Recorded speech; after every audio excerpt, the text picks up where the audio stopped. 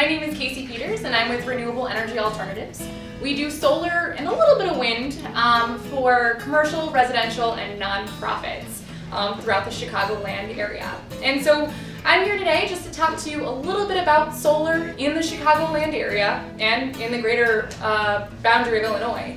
About the incentives, but really how it works and how to get started if you are a homeowner or a congregation looking to go green. First, we can just talk about why solar. Most practically, people are worried about energy bill increases. The Department of Energy states that our energy prices have gone up about 6% on average nationally. But the Midwest here, we've had some pretty low energy prices due to deregulation of our market. But we're going to be seeing some changes in the future. As we decommission 10% of our US coal plants and as our nuclear plants age out, we're going to see higher and higher energy bills, very comparable to what you see on the east and west coasts. So financially, what solar does is it freezes those energy bills, or at least a portion of them. But for me, the impact is a little bit more about our environment and where we're going as a whole. Every kilowatt hour of electricity that you use generates 1.37 pounds of CO2. And so think about that when you look at your energy bill. How much of a carbon impact am I really having on our environment? Just kind of to show, every kilowatt of solar is like having 10 trees planted, or actually 40 trees planted every single year. So it's really good for our environment. And my mom always said to leave a place cleaner than when you got here. So it's a really great time to think about solar. And actually, people always think that we don't have enough sun here in Illinois, but if you think about it, and you look at some websites like the National Solar Research Laboratory, or NREL, you'll be able to see that Chicago only gets 20 minutes less sun per day than Florida does. So everyone going south for the summer or the winter can just stick around here a little bit. So we do get plenty of sunlight here. It's not about warmth, it's about sun. And even on cloudy days, solar still does produce a little bit of energy. So how does it work? Well, we no longer use batteries because batteries are expensive and they're dirty and they cost a lot to maintain. So instead what we do is the panels produce DC energy. We then convert that to AC energy via an inverter. And an inverter can be something placed behind each and every panel, or it can be one big unit in the basement of your home. And so seamlessly, as the sun hits the panels, the electricity goes down the line and inverts in your home. It then goes right into your electrical panel. During the day, if you're not home, your meter actually measures this energy. And if you're not using the electricity, it's getting sent out to your neighbors. And your meter is going backwards. Kind of nice, right?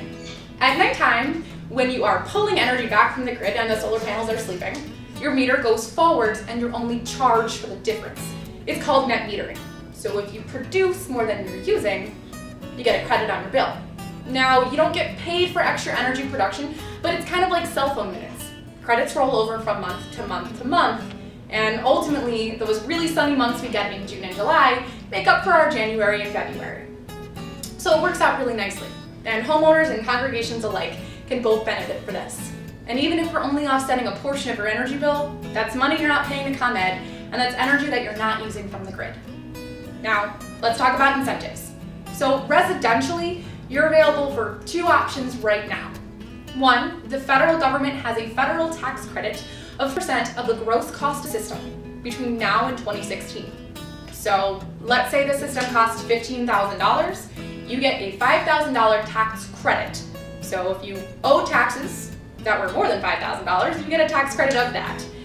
If you owe less than $5,000, then you can use portions of that year to year until 2016. The other thing that comes in is a state rebate.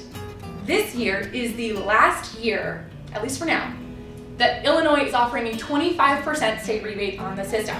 So ultimately, you get 55% of your system cost rebated to you, well, in a tax credit and a rebate, within that first year. So now it doesn't sound too bad. If you're a congregation, it's even better. There's a program called the Illinois Clean Energy Community Foundation, and if you go to illinoiscleanenergy.org, you'll be able to find this information, that will provide 60% of the funding for your solar array. The grants are competitive, and they are open in July and January. If you're thinking about looking into these grants, please contact me and my information will be on this website. So we can get started writing that grant. So other questions that we've had from folks is financing. Most people will use a home equity line of credit for their home to do green energy improvements. Works out pretty nicely. And with a payback period right now of around 7 years, it's a really great investment for your home. Panels are warranted for 25 years, so that's like having no or limited electricity bill for the rest of the time that you're in that house. And for congregations, there's a great idea for group funding. Every panel costs roughly around $700 to install. And so if you had a family sponsor each and every panel that you put on your home or on the church or other congregation, you'd be able to have them offset their carbon footprint for years, making a lasting impact on the environment, and for a much less price than it would take to do their whole home solar themselves. So it's a great way for them to leave a legacy behind even after they're gone from this earth.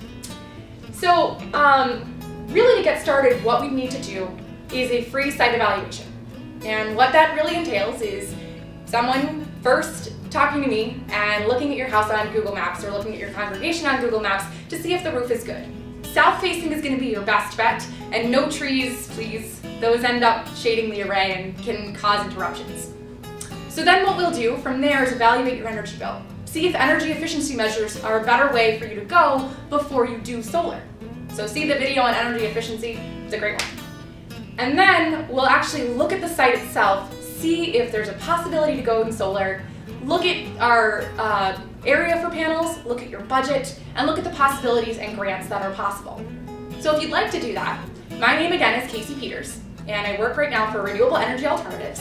My contact information will be on the website, but if you can write things down, it's kpeters@renewableenergyalt.com. So thank you so much for listening today, and I hope you can join me and go green for the world. Thanks.